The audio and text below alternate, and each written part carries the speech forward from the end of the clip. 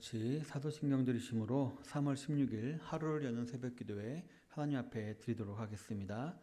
전능하사 천지를 만드신 하나님 아버지를 내가 믿사오며 그 외아들 우리 주 예수 그리스도를 믿사오니 이는 성령으로 잉태하사 동정녀 마리아에게 나시고 본디오 빌라도에게 고난을 받으사 십자가에 못 박혀 죽으시고 장사한 지 사흘 만에 죽은 자 가운데서 다시 살아나시며 하늘에 오르사 전능하신 하나님 우편에 앉아 계시다가 저리로서 산자와 죽은 자를 심판하러 오시리라.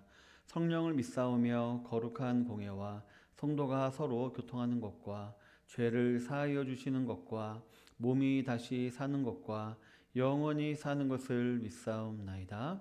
아멘. 찬송가 406장 드리겠습니다.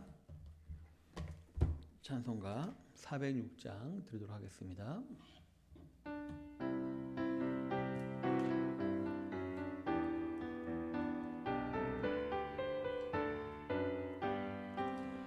고난 내 영혼 편히 쉴 곳과 풍랑 일어도 안전한 포구 폭풍까지도 다스리시는 주의 영원한 팔 의지해 주의 영원하신 팔 함께 하사 항상 나를 붙드시니 어느 곳에 가든지 요동하지 않음은 주의 팔을 의지함이라.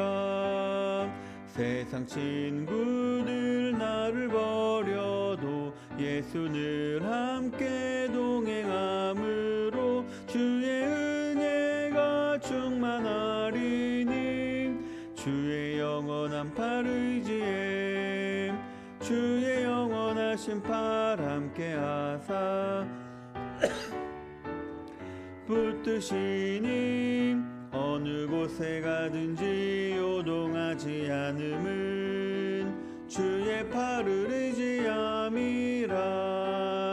나의 믿음이 연약해져도 미리 예비한 힘을 주시며 위태할 때도 안보하시는 주의 영원한 팔 의지해 주의 영원하신 팔 함께 하사 항상 나를 붙드시니 어느 곳에 가든지 요동하지 않음은 주의 팔을 의지함이라.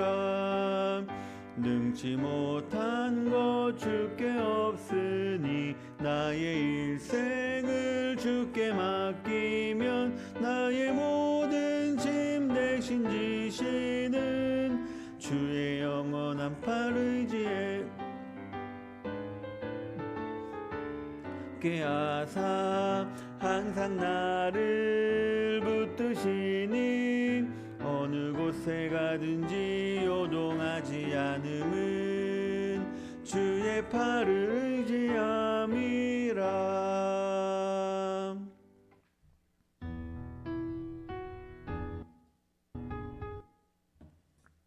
네, 다시 기도드리겠습니다.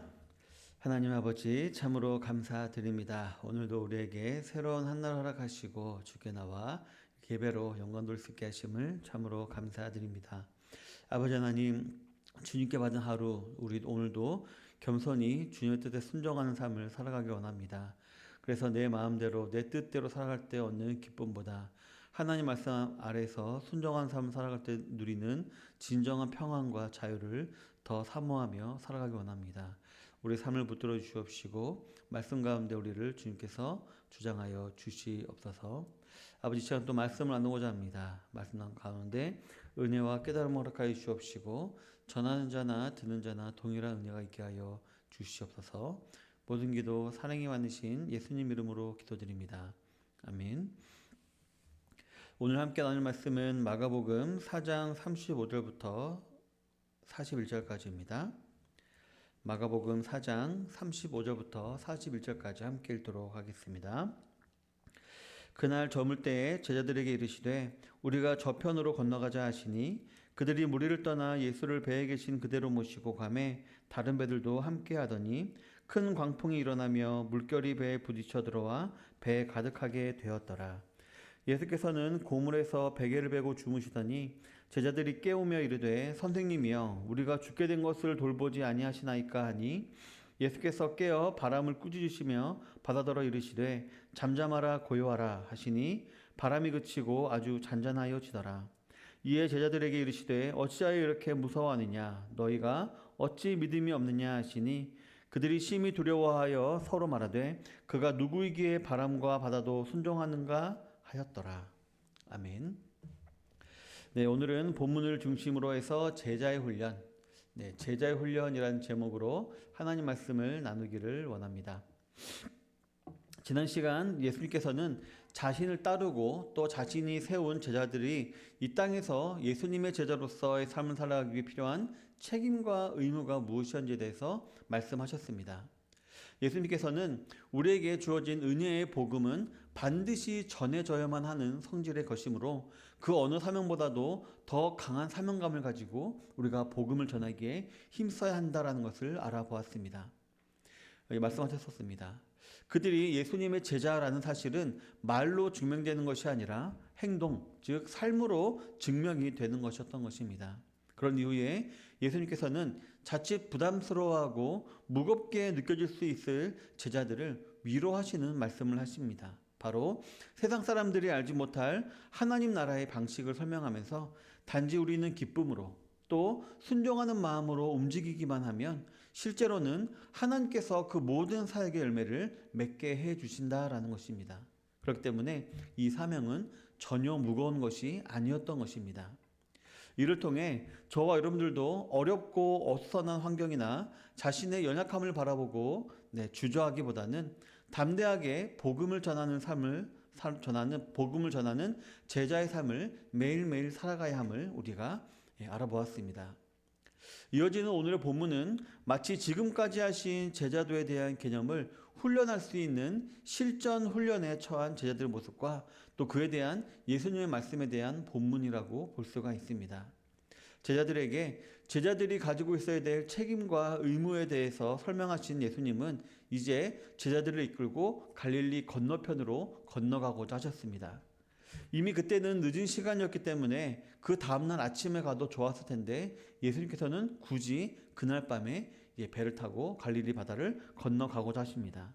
이는 이후에 벌어질 풍랑과 함께 마치 예수님을 따르는 제자의 삶이 우리 생각처럼 꽃길을 걸어가는 것이나 꿈결을 걷는 삶이 아니라 고난의 길, 또 그 삶이 녹록치 않은 삶이다라는 것을 우리에게 보여주는 듯합니다.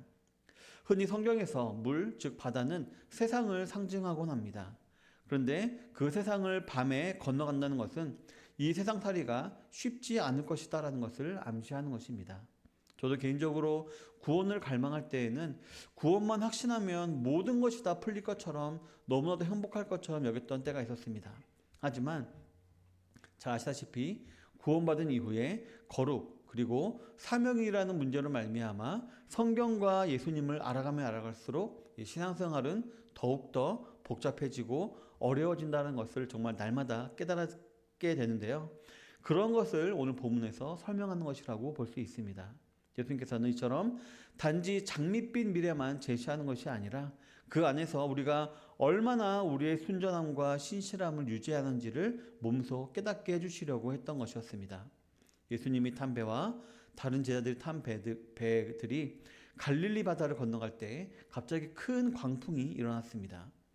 갈릴리 바다는 내륙에 위치한 호수이기는 하지만 기상 변화가 예측하기 힘들었으며 또 잦았다고 합니다.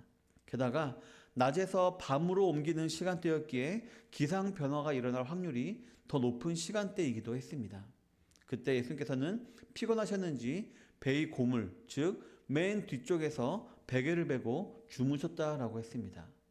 하지만 이 계속 이어지는 풍랑에 몹시 궁급해진 예수님의 제자들은 예수님을 깨웠습니다. 그러면서 이렇게 말을 하죠. 선생님이여, 우리가 죽게 된 것을 돌보지 아니하시나이까? 라고 말을 합니다. 이 말은 공포와 더불어서 약간의 원망이 섞인 그런 말처럼 들립니다. 자신들이 예수님의 제자가 되기로 다짐을 하고 따르고 있는데 왜 이러한 긴급한 상황에 자신들을 도와주지 않느냐라는 원망이 약간 섞여 있는 것 같습니다. 이는 단지 제 추측이 아니라 이 제자들이 예수님을 부르는 호칭을 통해서도 알 수가 있습니다. 이 제자들은요, 지금 예수님을 향하여서 주님이라고 부르고 있지 않습니다. 네, 선생님이여라고 부르고 있습니다. 즉 여전히 이들은 예수님을 뛰어난 인간 정도로만 생각했을 뿐이지 하나님의 아들이자 모든 만물의 창조주이신 예수님으로는 믿지 못하고 있었던 것 같습니다. 41절에서 예수님께서 바람과 파도를 잔잔케 하신 후에 제자들이 서로 나누었던 대화, 그가 누구에게 바람과 바다도 순종하는가를 통해서 그들의 신앙 상태를 우리가 알 수가 있는 것입니다. 그렇기 때문에 예수님께서는 그런 제자들을 긍휼히 여긴 것 같습니다. 그래서 잠에서 깨어나신 예수님께서는 바다를 꾸짖으십니다. 그리고 바다를 향하여 잠잠하라 고요하라 라고 명령하십니다. 그러자 예수님 말씀대로 바람이 먹고 파도가 잔잔해졌습니다. 그리고 제자들을 향하여 말씀하십니다. 어찌하여 무서워하느냐라고 말입니다. 그리고 이어서 한마디를 덧붙이십니다. 너희가 어찌 믿음이 없느냐라고 말입니다. 즉 세상을 향해 지나치긴 두려운 마음을 갖고 그것들이 자신들의 목숨을 해할까 두려워하는 것은 믿음이 없는 행위, 즉 예수님을 믿지 않는 행위, 바로 하나님을 기쁘시게 하지 못하는 행위라는 것을 우리에게 알려주고 있는 것입니다. 사랑하는 성도 여러분, 앞부분에 열매를 맺게 하시는 비유와 겨자씨 비유는 하나님 나라에 대한 비유입니다. 예수님께서는 친히 하나님 나라는 이라는 말씀과 함께 그 비유를 시작하신 것을 통해서 알 수가 있는 것입니다.